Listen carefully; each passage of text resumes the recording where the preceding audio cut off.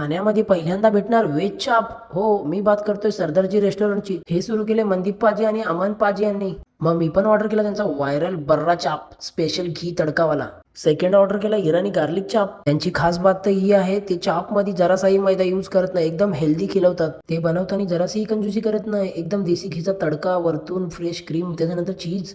जशी माझी ऑर्डर टेबलावरती आली, पहिला ट्राय केला बर्रा चाप, सेकंड ट्राय केला इराणी चाप. वा, खायला एकदम गरमागरम आणि टेस्टी लागत होतं, मजा आली.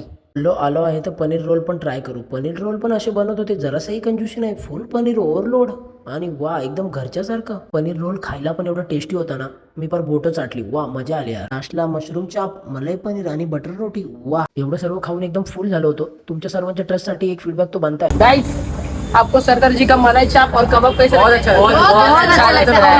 तर तुम्ही पण नक्की विजिट करा. त्यांचं लोकेशन आहे कोळशेत रोड, ढोकाळी नाका, ठाणे.